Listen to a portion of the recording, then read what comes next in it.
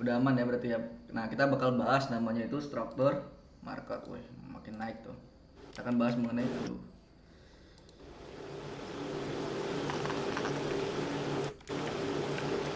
Struktur market.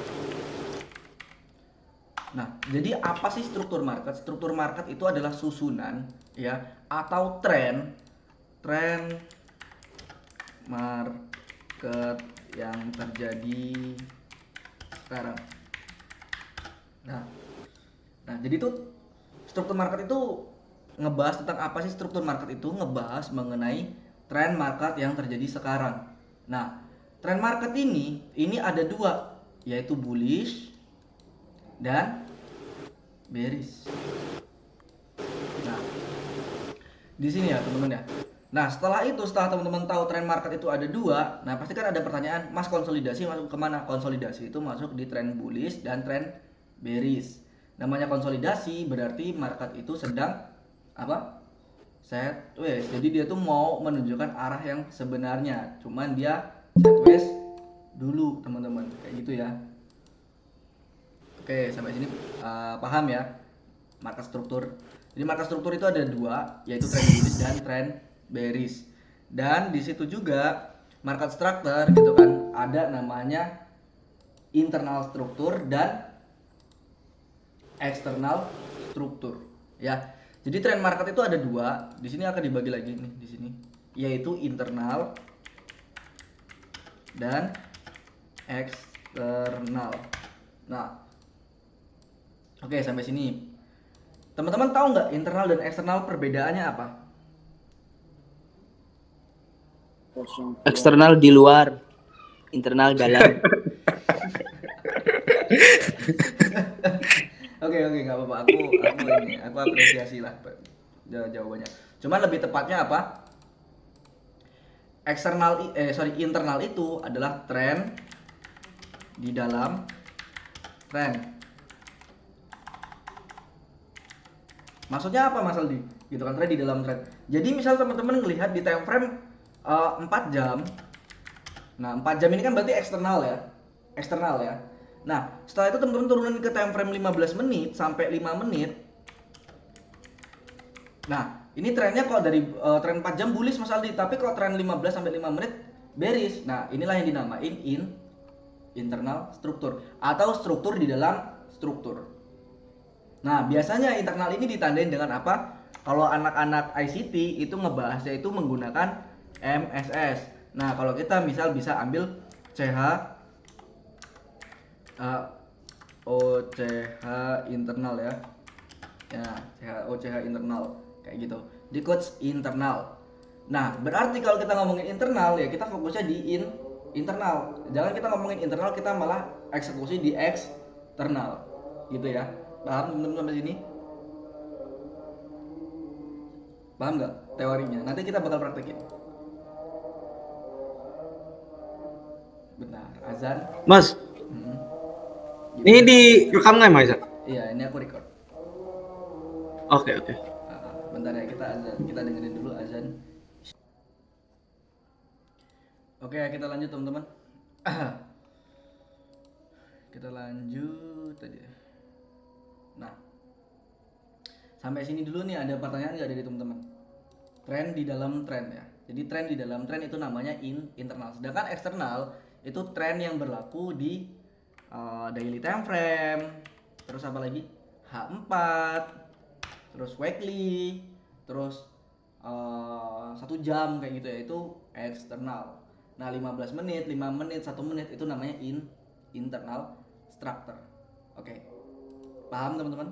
Boleh dicatat yang mau catat. Jadi itu tadi perbedaan internal dan eksternal. Nah, kita akan berikan contohnya ya. Syarat untuk jadi internal dan eksternal sama. Syaratnya apa? Kalau tren bullish, kalau trennya bullish berarti apa? Higher low di break out. Nah, kalau dari bearish ke bullish berarti lower high di breakout. Nah, ini syaratnya ya. Nah, rumus simpelnya kayak gini. Nah, contoh. Nah, ini kan dia masih pembentukan trend bullish. Nah, setelah itu dia breakout seperti ini. Nah, ini berarti udah ada perubahan struktur dari trend bullish berubah ke trend bearish. Yang ditandai dengan apa? Breakoutnya higher low. Jadi ketika higher low ini breakout, berarti trennya berubah dari bullish jadi bearish. Oke? Aman? Nah, setelah itu kalau dari trend bullish ke trend bearish, ya, dari trend bearish ke trend bullish, syaratnya apa tadi? Lower high di breakout. Gitu ya. Nah, jadi ini teman-teman. Ketika lower high ini di breakout, berarti di sini sudah ada pertanda tren ini sudah expired ya. Tahu gak expired? Kadaluarsa lah. Dari trend bearish berubah jadi trend bullish gitu, teman-teman. Oke. Jadi ini tadi syaratnya. Oke. Sampai sini paham mengenai syarat perubahan strukturnya? Bang, berarti itu posisinya di internal ini ya, di internal trennya ya.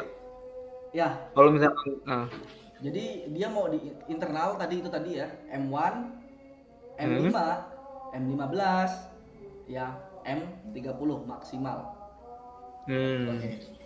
Nah, kalau eksternal dari satu jam, 4 jam, daily, weekly, sampai monthly, tergantung kebutuhan. Kalau aku nggak pernah Oke. pakai monthly, aku biasanya daily sama weekly doang kalau untuk mapping ini ya, bulanan ya. Itu aku pakai daily sama weekly. Seperti itu. Nah, ini tadi ya. Ini kita ngomongin tren bullish dan tren bearish. Nah, setelah itu di sini aku akan tambahin yaitu satu tren lagi. Apa namanya, teman-teman? Konsolidasi atau sideways. Nah, ini nanti bakal ada pertanyaan sampai manakah sideways ini selesai dan sampai manakah sideways ini akan terus berlanjut. Pasti ada pertanyaan seperti itu. Bener nggak? Bener nggak? Teman-teman pernah nggak ngalamin Bener. skenario market sideways ini lama banget? Biasanya dari jam 12 sampai jam 4, misal jam 4, jam 5. Kok sideways terus sih nggak bergerak-gerak marketnya? Ketika selesai sideways, market pasti pump jauh ataupun down jauh, tergantung struktur marketnya. Bener nggak? Nah, jadi gini teman-teman, konsolidasi sendiri semakin banyak wick, tahu wick kan? Semakin banyak wick, ini rumusnya nih. Wick atau shadow, tahu kan? Semakin banyak wick atau shadow, nah di situ maka konsolidasi itu akan dinyatakan panjang atau lama. Contoh, tren yang terjadi di minggu kemarin misalnya. Coba teman-teman perhatiin di beberapa skenario ya. Sorry, di daily ya. Nggak apa-apa ya, masuk 4 jam lah, nggak apa-apa lah. Oke, 4 jam ya. Nah, ini teman-teman perhatiin nih. Nih, perhatiin nih. Ini banyak kan wicknya nih. Nah, ini wick. Kenapa? Jadi kapan selesainya? Ketika ini. Selesainya itu ketika wick terakhirnya dihabiskan. Oke. Jadi syaratnya itu tadi, ketika wick ini udah habis semua, maka pergerakan sesungguhnya akan terjadi. Oke? Paham teman-teman? Jadi semakin banyak wicknya, maka konsolidasi ini semakin lama. Gitu. Mau di eksternal ataupun internal. Kalau mau yang lebih cepat berarti yang di internal. Kalau yang lama berarti eksternal. Kalau eksternalnya itu H4, H1, terus daily itu banyak wicknya, berarti itu konsolidasi itu akan lama. Jadi kita tidak boleh mengambil keputusan untuk swing. Jadi syarat untuk swing juga ada syaratnya, di mana wicknya itu tidak boleh banyak. Ketika wick di situ terjadi banyak, ya sudah selesai pertandingan. Banyak SL plusnya. Oke, sampai sini paham? So far so good lah ya. Nah, contoh nih, perhatiin nih. Kenapa ini lama? Coba bayangin. Weeknya banyak bro. Nah nih, weeknya banyak. Setelah dia menghabisi semua week-weeknya, gini kan, dan di sini tersisa week terakhir, maka market akan melakukan pergerakan sesungguhnya. Itu tadi rumus dari apa? Rumus dari apa? Sidway. Sideways. Oke, jadi itu tadi. Ketika semua week ini dihabisin, nah jadi jangan sampai tergiur gini. Kan ini week udah habis semua, masal diisi gini kan, udah dihabisin nih. Misal trennya bullish ya. Nah, weeknya udah dihabisin semua. Berarti ini akan terjadi manipulasi, yaitu tadi yang biasa kita bahas, week plus week. Ketika week ini tidak breakout, dia justru jadi apa? Shadow atau week bertemu week, maka ini akan menjadi impuls. Pergerakan sesungguhnya akan terjadi. Sama. Ketika trennya bullish, trennya bearish, misalnya ini kan dari gini nih. Nah, gini kan. Nah, ya. Nah, ini konsolidasi. Nah, habis itu dia pecahin nih. Konsolidasi ini semua. Nah, habis itu market tuh turunlah lagi. Inilah yang dinamain dia swap semua stop loss para trader, baru dia melakukan pergerakan sesungguhnya. Inilah yang dinamain konsolidasi atau market sideways, teman-teman. Sampai sini paham? Penting nggak kita paham struktur market? Penting. Untuk apa kita penting memahami struktur market? Jadi ketika terjadinya konsolidasi atau sideways, kita tahu kapan sideways ini akan berakhir dan trennya itu kemana, kita tahu gitu loh. Oke? Sampai sini ada pertanyaan dari teman-teman? Ada pertanyaan nggak? Itu TF berapa, King? Nah, itu tadi semua time frame berlaku di sini, teman-teman. Nah, makanya aku tadi bilang ini boleh jadi catatan internal structure itu di M1, M5, M15, M30 maksimal. Oke? Terus ada lagi apa? Eksternal di time frame berapa? 1 jam, H4, daily dan weekly. Oke, paham teman-teman? Jadi ketika teman-teman mapping market pakai internal, ya harus TP di internal, paham? Misal M1, take profit di M1. Ini basicnya ya, ini basic struktur marketnya. Nanti baru kita masuk ke tembakan kita. Tembakan kita apa? Metode, entah itu support and resistance, entah supply and demand. Bebas, senjata kalian bebas. Yang penting pondasinya harus benar dulu. Pondasinya apa? Pondasinya struktur market. Jadi struktur market itu adalah pondasi untuk teman-teman memulai trading. Kalau pondasinya udah kuat, udah benar, maka langkah berikutnya akan benar. Tapi kalau pondasi kalian salah, maka pergerakan kalian selanjutnya akan salah juga. Oke? Paham?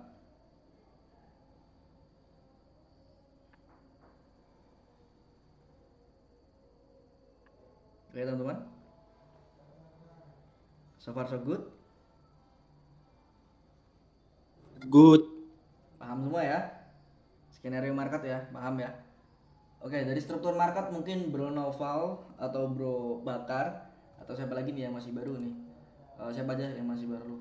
Bro Carlos mungkin, atau teman-teman yang lain yang masih baru, boleh teman-teman tanyain karena ini basic banget, jangan sampai struktur market kalian nggak paham.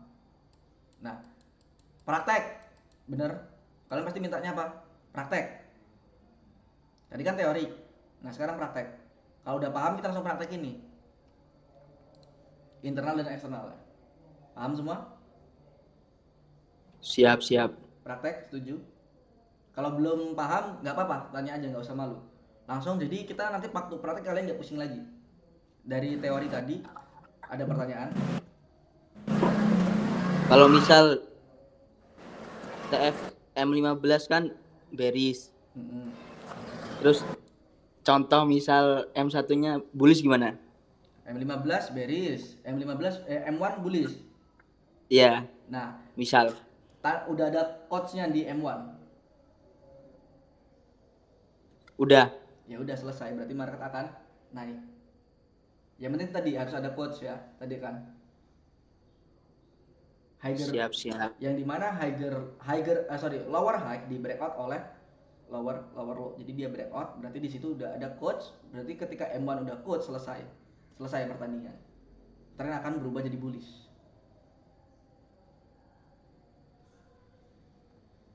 Gitu. Oke. Nah, cuman kalau kayak gini nih, misalnya kayak gini nih. Pasti kan banyak juga nih yang kayak gini kemakan skenario market ini. Ada yang kemakan skenario market ini? Mas Aldi. Nah, ini kan coach. Benar? Ini kan coach Mas Aldi. Nah, pasti kan kayak gitu. Kok marketnya cuma turun 50 pip ya Mas Aldi ya? Habis itu dia naik lagi. Benar? Ada pertanyaan kayak gitu nggak? Pasti ada. Bener. Ya kan? Nah, pertanyaannya sekarang gini teman-teman mapping time frame berapa? M1. Ya, kalian mapping M1. Kalau take profitnya 50 pip wajar nggak di M1? Contoh, di sini ya, ini kan jadi fake out. Teman-teman pasti sadar lah ini fake out. Stop loss di atas fake out. TP berarti di mana? Support. Worth it nggak? 15 pip sama 40 pip. Worth it. Itu tadi. Nah, kalau teman-teman tahu ini eksternalnya bullish, trend kuat, ya jangan nggak realistis. Masa aku tahu TP-nya di resisten become support, ya itu namanya bunuh diri. Jadi kita juga nggak boleh ngelawan eksternal gitu loh. Kita kan internalnya kita ambil, ya udah berarti TP-nya di support gitu loh. Bahkan ini pun bahaya gitu loh teman-teman. Ya, paham lah ya. Nah, sekarang kita langsung aja masuk ke mapping market XAU USD time frame M1, atau pertama kita akan menganalisa di eksternal dulu ya, di time frame 4 jam. Oke. Kita akan mapping market dulu. Oke.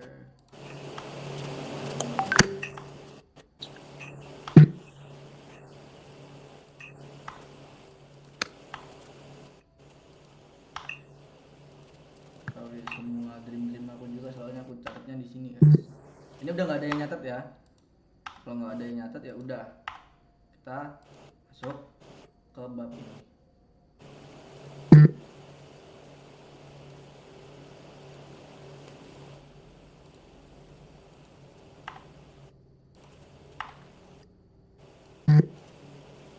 Nah, di 4 jam.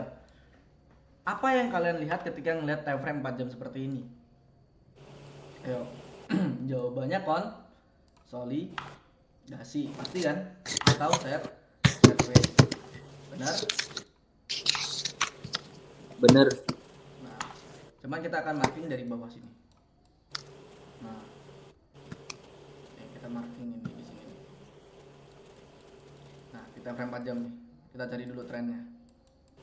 Nah, di sini kan penandanya ya, dia pecah konsolidasi, dan di sini nih perhatiin teman-teman.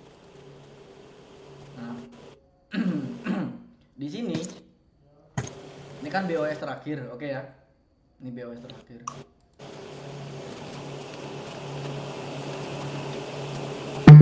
BOS terakhir berarti ini high breakout, berarti ini change of karakter ya. Change of karakter, setelah itu dia pull back, di sini jadi BOS dan lanjut naik terus ya. Di sini ada naik terus. Nah, inilah yang dinamain eksternal ya. Jadi trend bullish ya di sini ya. Misal kayak gini juga nih. Ini teman-teman perhatiin, ini kan downtrend yang dimana ditandain dengan adanya MSS di sini ya. Ini MSS. Perhatiin trend besarnya di sini, dia downtrend. Ini dia turun, ya kan, dia market turun, di sini ambil supply, habis itu market turun. Nah, seperti itu ya contohnya, sedikit contohnya. Habis itu market naik lagi, yang dimana di sini ada internal struktur lagi nih. Nah, marketnya naik lagi gitu kan. Nah, inilah yang dinamain struktur eksternal ya, struktur eksternal, dan mentok ada di sini. Ini BOS terakhir, ini high terakhir ya. Ini swing high, atau teman-teman sebut lower high juga boleh. Higher high ya. Ini adalah higher high terakhir. Kita tandain di sini. Oke, higher high. Ini higher low. Nah, di sini teman-teman perhatiin, penurunan ini di sini kan banyak liquidity. Nah, inilah yang dinamain konsolidasi. Jadi kondisi di mana pasar ini sedang sideways. Ya, jadi kondisi pasarnya sideways. Nah, disinilah teman-teman menggunakan internal structure ya, di sini ya. Di sini eksternal internal structure nih, perhati ini. Ini kalau teman-teman ubah ke time frame 1 jam, di sini kan ada external structure. Nah, oke. Bentar, teman-teman.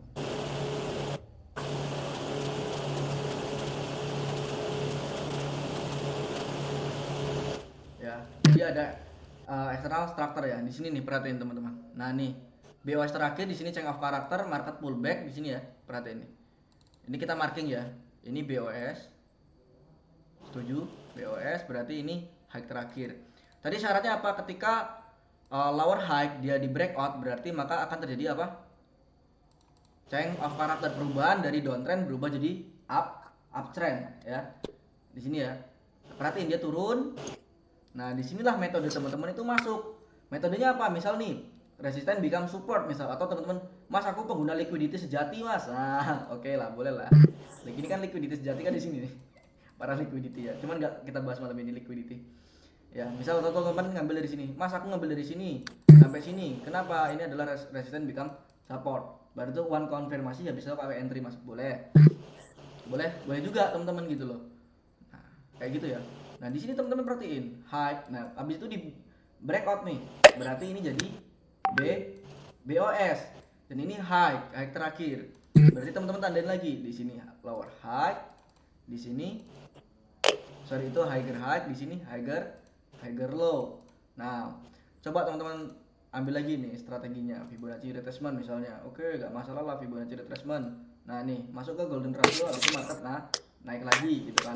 Nah, setelah itu di sini teman-teman perhatiin, ini kan liquidity udah swap, berarti ini new BOS. Paham teman-teman?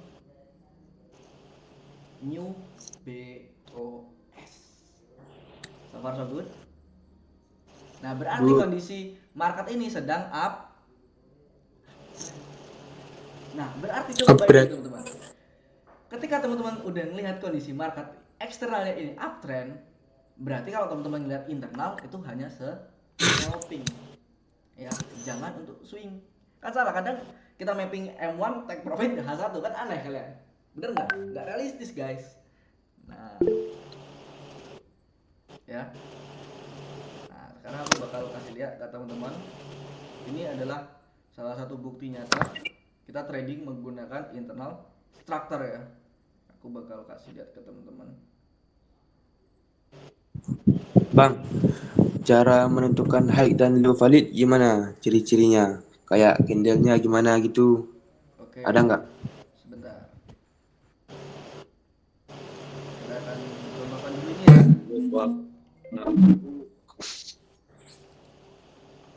Oke, kita contohkan dulu ya teman-teman ya. Di sini aku akan berbagi layar dulu. Nah, coba teman-teman perhatiin ini. Oke, teman-teman perhatiin ini. Ini kita ngomongin sesuai data aku ya. Kita nggak ngomongin orang lain ya. Kelihatan nggak share screen-nya? Yang ini. Kelihatan? Share screen-nya kelihatan? Kelihatan semua? Yang meta 5-nya? Meta 5-nya kelihatan semua? Coba, halo. Oke. Nah, coba perhatiin teman-teman. Posisi-posisi aku. Nih, posisi pertama ada di mana? Demand 1. Kenapa di sini? Perhatiin nih. Ini ada coach. Bener nggak? Ini aku praktekin ini biar teman-teman bisa loh ya. Jadi tolong diperhatiin. Ini coach. Yang dimana ini BOS terakhir, bener kan? BOS terakhir ini coach. Nah, setelah itu di sini jadi fake breakout. Dia turun, coba perhatiin. Dia ambil di demand, one konfirmasi. Di sini ada bullish engulfing, aku masuk. Masa nggak terlihat? Coba teman-teman move ke meta 5-nya, Kalian klik aja layarnya. Ada, Mas, ada. Ada kan? Nah, di sini. Coba teman-teman perhatiin. Ini one konfirmasi bullish engulfing, aku masuk. Kenapa ya? Karena itu tadi strukturnya masih bullish. Nggak tergoda. Gitu loh. Abis itu market pullback lagi di sini teman-teman perhatiin. Aku ambil lagi. Kenapa aku ambil lagi di sini? Why? Karena di sini ada area resisten become support. Betul? Nah, setelah itu teman-teman perhatiin. Di sini dia turun tajam yang waktu kemarin abis dia naik tinggi abis itu turun tajam kan. Di sini aku tambah layer. Kenapa tambah layar? Karena di sini dia jadi fake out, dimana trennya masih bullish, semua buy data. Nah, kenapa aku hold? Karena aku berani. Kenapa? Strukturnya bullish. Orang yang nggak berani hold karena apa? Nggak tahu strukturnya. Kalau kita udah tahu strukturnya, selesai pertandingannya, gitu teman-teman. Nah, sekarang ini kita bullish lagi. Karena apa? Di sini teman-teman perhatiin, dia jadi rally base rally-nya sesuai data semua. Jadi kita trading by data. Ketika kalian trading by data, ya itu tadi skenario-nya masuk teman-teman. Oke, so far so good. Paham dari sini teman-teman? Oke, kalau paham udah lah ya. Nanti dikirain paham ya. Ini buat belajar. Ya, ini buat belajar. Gitu. Kalau nggak kayak gini, cuma teori doang, kapan bisanya? Tapi sesuai kan skenario tadi yang aku bilang, struktur marketnya bener. Nah, baru di situ metode. Oke, aku bakal jawab tadi pertanyaan bro siapa? Sorry Mas Rizky, aku busy. Ini bro Ridwan lagi juga. Oke, tadi ada pertanyaan gimana cara menentukan BOS valid. Siapa yang tadi tanya, boleh? Let's go.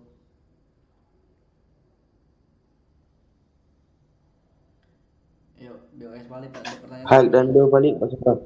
Oke, jadi BOS valid itu gimana sih Bro Ali? BOS valid itu di mana, misal contoh tren bullish, di mana letak dari harga tertingginya atau yang kita sebutnya higher high itu dia di breakout.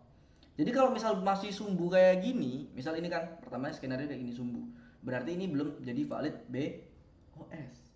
Tapi ketika dia udah body seperti ini baru valid namanya BOS. Nah, BOS sendiri jangan mentah-mentah kalian makan langsung buy. Kenapa? Karena setelah terjadi BOS maka market ini akan melakukan pullback. Gitu loh. Paham teman-teman? Nah, seperti itu ya contohnya ya. Oke? Kejawab, Bro. Tadi siapa? ISL. Jawab Bang. Oke, mantap. Jadi seperti itu. Sama, tren bearish juga sama. Jadi seperti itu teman-teman. Jadi ketika higher low itu di breakout, berarti itu valid. Jawabannya adalah breakout ya, bukan fake out. Oke? Fake out itu apa ya Mas?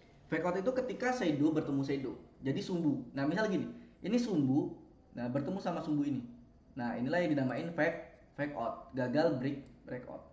Nah, ketika gagal breakout ini akan melakukan kalau tren besar biasanya itu dia melakukan ini ya, tergantung trennya ya. Kalau misal trennya bullish, berarti dia ini akan melakukan koreksi. Tapi kalau trennya misal nih kalian lihat di internalnya itu pasti akan terjadi reversal atau perubahan harga gitu. Nah, tergantung kita ngeliat internal atau eksternalnya. Kalau eksternal biasanya dia akan terjadi konfirmasi apa? Retest ataupun inilah ya, penurunan sedikit lah ya gitu. Tapi kalau teman-teman lihat internal akan terjadi reversal seperti itu teman-teman. Aduh, harus juga ya ternyata persentase. Mas, berarti itu di holdnya sampai mana Mas?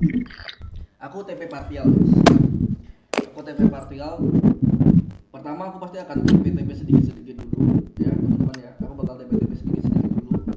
Nah, habis itu aku bakal TP di 1000 pip ya, di 3400 itu aku akan TP dulu sebagian. Habis itu aku akan hold sebagian itu sampai emang benar ATH agak aku TP. Gitu teman-teman. Oke. Oh shit, bro. Play bro, 900 pip. Oke, Bang.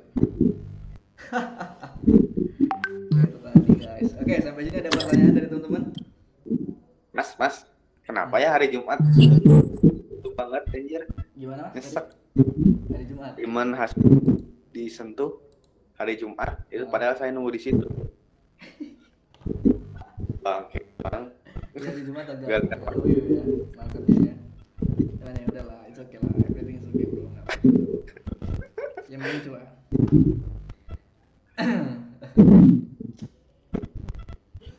Mas, kalau misalkan backtest itu enaknya di TradingView Mas ya?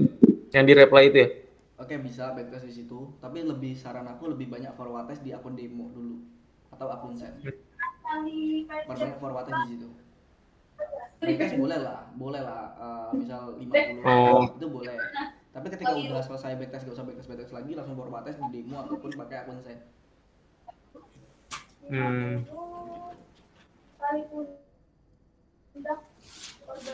Oke.